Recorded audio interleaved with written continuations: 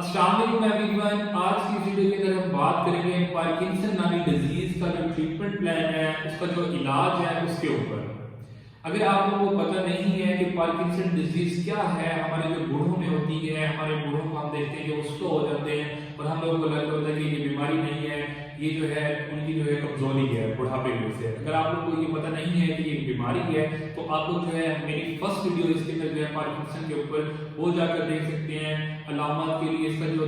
दूसरी वीडियो है वो देख सकते हैं। और इस वीडियो के अंदर हम बात करेंगे ट्रीटमेंट के ऊपर, इलाज के ऊपर। अब यहाँ पे इस वीडियो को शुरू करने से पहले अगर अभी तक आप लोगों ने हमारा चैनल सब्सक्राइब नहीं किया तो चैनल जरूर सब्सक्राइब कर लें, वीडियो को लाइक भी कर लें और शेयर भी कर लें, और साथ में जो बेल आइकन है उसको भी जरूर हिट कर लें ताकि जो न्यू आने वाली वीडियोस हैं वो आप लोगों को आसानी से मिलती रहे। अगर आप लोग कोई क्वेश्चन करना चाहते हैं, कोई चीज बताना चाहते हैं, या कोई चीज जो है अपनी शेयर करना चाहते हैं, कोई क्वेश्चन करना चाहते हैं, किसी बीमारी का पूछना चाहते हैं, तो कमेंट बॉक्स के अंदर जरूर जो है अपना क्वेश्चन कर सकते हैं। इसके अलावा अगर आप लोग जो है हमें फेसबुक के ऊपर, इंस्टाग्राम के ऊपर फॉलो लाइक नहीं कर रहे तो आप लोग हमें वहां पे भी फॉलो लाइक कर सकते हैं। उसका जो लिंक है आप लोग को डिस्क्रिप्शन के अंदर मिल जाएगा। अब हम लोग बात करेंगे पार्किंसन के इलाज के ऊपर। हमने बात की थी जो पार्किंसन नामी डिजीज है, ये हमारे पास डोपामीन नामी जो केमिकल है वो हमारे ब्रेन के अंदर आहिस्ता आहिस्ता न्यूरॉन की डिजनरेशन जैसे आहिस्ता आहिस्ता कम पैदा होना शुरू होता है। जब कम पैदा होना शुरू होता है तो उसकी वजह से जो है हमारे पास मोटर कंट्रोल के अंदर चेंजेस आना शुरू होते हैं, हमारी जो मूवमेंट है उसके अंदर जो है चेंजेस आना शुरू हो जाते हैं। तो हम लोग क्या करेंगे, डोपामीन को रिप्लेस करेंगे, डोपामीन को बढ़ाने की कोशिश करेंगे या डोपामीन का एगोनिस्ट देंगे। जैसे कि हमारे पास ब्रोमोक्रिप्टीन नाम की एक दवाई आती है वो यूज करवाएंगे। अभी जो मेडिसिन जितनी भी मैं बता रहा हूँ आप लोग जो है इसको सिर्फ जो है इंफॉर्मेटिव वीडियो है ये आप लोगों को बताने के लिए कि जो इलाज होता है वो किस तरह से चल रहा होता है और ये कितना इफेक्टिव होता है, ठीक है, ताकि जो है आप लोगों को पता चल सके जो है पेशेंट्स की जो है या जो आम लोगों की जो है वो हमारे पास जो है उन तक इंफॉर्मेशन पहुंच सके कि जो इलाज होता है वो कितना इफेक्टिव होता है, पेशेंट कब तक ठीक हो सकता है, कितना ठीक हो सकता है, कितना नहीं हो सकता। अब यहाँ पे हमने बात की कि डोपामीन एगोनिस्ट ब्रोमोक्रिप्टीन नामी जो है मेडिसिन देंगे। इसके अलावा हमारे पास क्या हो सकता है कि डोपामीन की कमी हो रही है तो हम डोपामीन देते हैं तो लीवोडोपा दी जाती है। लीवोडोपा दी जाती है कि जो लीवोडोपा नामी एक दवाई है इसके साथ एक और दी जाती है टैबलेट, वो हमारे पास किसकी होती है, कार्बिडोपा की होती है।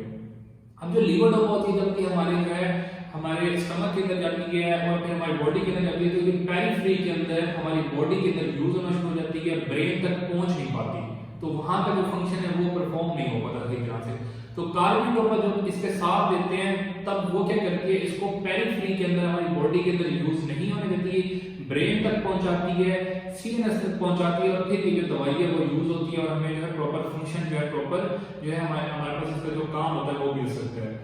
ये बिल्कुल इसी तरह से है जैसे डायबिटीज के अंदर इंसुलिन की कमी हो रही होती है तो हम इंसुलिन को बढ़ाने के लिए जो है हम जो है दवाइयां दे रहे होते हैं। जब इंसुलिन की बिल्कुल कमी होना शुरू हो जाती है, कम पैदा होना शुरू हो जाती है, खत्म हो जाती है इंसुलिन की, तो हम जो है बाहर से इंसुलिन जो है देना शुरू कर देते हैं। ये भी बिल्कुल इसी तरह से डोपामीन की कमी हो रही है ब्रेन के अंदर तो हम डोपामीन देना शुरू हो जाएंगे। इसके अलावा हमारे पास यहाँ पे माओ इनहिबिटर्स दिए जा सकते हैं जिसे MAO इनहिबिटर्स कहा जाता है। MAO इनहिबिटर्स दिए जाते हैं जैसे कि हमारे पास पेनिसिलिन और सर्जिलिन दिया जाता है। ये जो प्रोनाउंसिएशन है ये चेंज भी हो सकती है, जो मैं नाम है वो दे दूंगा आप लोगों को। इसके अलावा जो है हम यहाँ पे यूज कर सकते हैं जो और मेडिसिन हैं उसके अंदर हम जो है COMT इनहिबिटर्स भी दे सकते हैं जिसके अंदर हमारे पास जो है टोल्कापोन या इंटेकापोन भी दिया जाता है। इसके अलावा हमारे पास क्या होता है कि इस डिजीज को, अब ये जो डिजीज है जो ट्रीटमेंट होता है वो हमारे पास स्टार्ट करवा दिया जाता है, लेकिन इसके अंदर क्या होता है ये डिजीज आहिस्ता आहिस्ता प्रोग्रेस कर दी जाती है।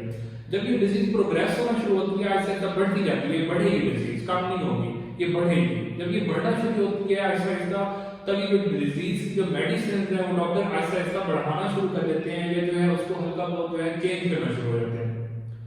अब इस बीमारी की जो ट्रीटमेंट के अंदर जो साइड इफेक्ट्स आते हैं जो कि बोलता जो है देखने को मिलते हैं उनके अंदर हमारे पास क्या होता है कि पेशेंट जब ये जो डोज है ट्रीटमेंट की, जो हमारे पास मेडिसिन की डोज है वो आहिस्ता आहिस्ता बढ़ा कर लेना शुरू करता है तो उसके अंदर क्या होता है, साइड इफेक्ट्स आना शुरू होते हैं। इसलिए कहा जाता है कि हर मेडिसिन के साइड इफेक्ट्स होते हैं। आप लोग कोई भी जो दवाई है वो खुद से मेडिकल स्टोर से लेकर यूज नहीं करेंगे, अपने डॉक्टर के पास जाएंगे, वो जो है खास मिकदार के अंदर आपको जो है मेडिसिन प्रिस्क्राइब करेगा।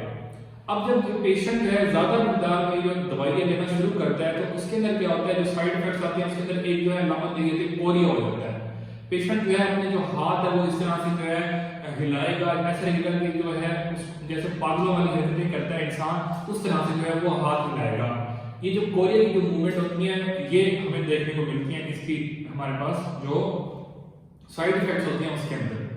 इसके अलावा हमारे पास क्या होता है, इसके साइड इफेक्ट्स के अंदर हेलुसिनेशन और डेल्यूजन देखने को मिलता है। हेलुसिनेशन का मतलब ये होता है पेशेंट को ऐसी आवाजें, ऐसी चीजें नजर आएंगी जो असल में है नहीं, उसका वो ख्याल होगा कि मेरे सामने कुछ है या मेरे कान में कोई बोल रहा है, तो ये हेलुसिनेशन होगी। ऐसी चीजें उसको नजर आना या ऐसी चीजें या वो ऐसे अल्फाज बोलेगा या जो अकेला बैठे बैठे वो कुछ ना कुछ बोलना स्टार्ट कर देगा, तो हमें लगेगा कि पेशेंट जो पागल हो रहा है, इस तरह से जो है नॉर्मल हरकतें कर रहा है, हालांकि उसको हेलुसिनेशन हो रही है जो मेडिसिन के साइड इफेक्ट्स के अंदर। डिलीजन हो सकती है, पेशेंट को ये लगेगा कि जो मुझे मेरे घर वाले हैं या जो मेरे जो है घर वाले मेरे बारे में गलत सोचते हैं, उसको ऐसी सोच आएगी जो गलत सोच का आना, ठीक है, जो नेगेटिव सोच आएगी उसको कि जो मेरे घर वाले मुझे मारना चाहते हैं, या जो उसको ये लगेगा कि रात के टाइम जो है मेरे कमरे के अंदर कोई आ जाता है मुझे मारना चाहता है, तो इस तरह की जो गलत सोचें आना शुरू हो जाती हैं डिलीजन के अंदर। इसके अलावा वोमिटिंग हो सकती है, नोजिया हो सकता है, या फिर हमारे पास पोस्चरल हाइपोटेंशन हो सकता है। पोस्चरल हाइपोटेंशन की भी वीडियो बना चुके हैं, अगर आपको नहीं पता कि पोस्चरल हाइपोटेंशन क्या होता है, जिसके अंदर ये होता है कि पेशेंट जब सोया होता है, हम लोग जो है यूजुअली सोए होते हैं और अक्सर ये आमतौर पर भी हो सकता है, ठीक है, आम अगर मेडिसिन नहीं भी ले रहे, आम लोगों के अंदर भी ये होता है कि जब हम सोए होते हैं और एकदम से जब खड़े होते हैं तो एकदम से हमें चक्कर आता है, ठीक है, कुछ सेकंड्स के लिए हमें चक्कर आते हैं, हमारा सर घूमते हैं, सर में इस तरह से दर्द सा फील होता है, झटके फील होते हैं और उसके बाद हम जो है स्टेबल होते हैं। ये पोस्चरल हाइपोटेंशन होता है। ये मेडिसिन के इफेक्ट साइड इफेक्ट भी हो सकता है और वैसे भी हो सकता है। तो ये हमारे पास इस ट्रीटमेंट के साइड इफेक्ट्स है। अब यहाँ पे एक और चीज आती है, हम जो है पेशेंट्स को जो है उनको गाइड करते हैं कि वो ट्रीटमेंट भी लेंगे, साथ साथ जो है वो अपनी फिजियोथेरेपी भी करवाएंगे। फिजियोथेरेपिस्ट का बहुत ज्यादा रोल आता है। ये पेशेंट्स होते हैं, हमने बात की थी कि जो चाल होती है उसके अंदर जो है चेंज आना शुरू होता है। जब उनकी चाल के अंदर वॉक के अंदर चेंज आता है तो वो इस तरह से बाजू जो है लटका कर चलेंगे। अब नॉर्मली क्या होता है, जब हम वॉक कर रहे होते हैं तो हमारी जो है इस तरह से बाजू हिल रहे होते हैं, ठीक है, इस तरह से हिलना शुरू हो जाते हैं, ठीक है। अब इस पेशेंट के अंदर क्या होगा कि उनके जो बाजू होंगे वो इस तरह से जो है एक तरह से रहेंगे, हिलेंगे नहीं और वो जो है छोटे छोटे स्टेप लेकर चलना शुरू हो देंगे। अब जब उनके बाजू जो है वो हिलेंगे नहीं, हरकत नहीं करेंगे वॉक के दौरान या वैसे ही, तो यहाँ पे इन पेशेंट्स के अंदर जो है हमारे पास फ्रोजन शोल्डर होता है, वो होने के जो चांस होते हैं वो बढ़ जाते हैं, कंधे जाम होने शुरू होते हैं, स्टिफनेस होना शुरू हो जाती है, तो ये भी देखने को मिलता है।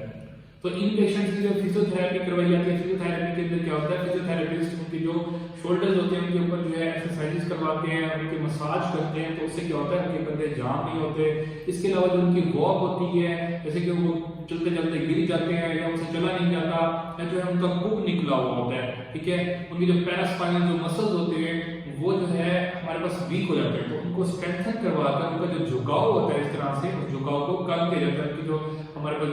झुकाव है वो सीधा किया जाता है। ये जो बड़े बूढ़े होते हैं वो झुके हुए होते हैं, तो उनको जो है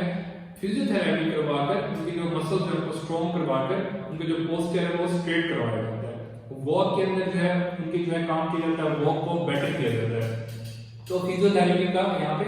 वास्ट रोल है। तो हम लोग जो है मेडिसिन के साथ साथ जो पेशेंट को इंडिपेंडेंट करने की कोशिश करेंगे, पेशेंट अपने काम खुद करे, तो यहाँ पे फिजियोथेरेपिस्ट का बहुत बड़ा रोल आता है, वो वहाँ पे जो है हेल्प करेंगे। और यहाँ पे जो जानने वाली बात है वो ये है कि पेशेंट जो है और पेशेंट के जो हमारे पास अटेंडेंट्स हैं, घर वाले हैं, वो सब्र का जो है अपने पास रखेंगे, अपने पास सब्र रखेंगे, सब्र से काम लेंगे, आहिस्ता आहिस्ता जो है उनके पास चेंजेस आएंगे फिजियोथेरेपी से। एकदम से जो है ये 3 दिन के अंदर, 4 दिन के अंदर, वीक के अंदर ये नहीं होगा कि पेशेंट सही से चलना शुरू हो जाएगा, उसको झुकाव कम हो जाए, इसके अंदर टाइम लगेगा, ठीक है, एक टाइम फ्रेम होता है, उसके बाद जो है पेशेंट आहिस्ता आहिस्ता जो है ठीक होना शुरू होता है। और दूसरा ये होता है कि बीमारी बढ़ नहीं रही होती है, तो हम लोग जो है बार बार इस पे काम कर रहे होते हैं, पेशेंट के ऊपर जो है बार बार काम करके उसका जो बाकी की जो जिंदगी है उसको जो है बेहतर जो है गुजारने की कोशिश की जा रही होती है। ये नहीं कि पेशेंट को बीमारी हो गई तो उसको छोड़ दें, ठीक है। तो यहाँ पे इस वीडियो को एंड करते हैं, इंशाल्लाह मिलते हैं नेक्स्ट वीडियो के अंदर। तब तक के लिए अल्लाह हाफिज़, thank you so much for watching my video.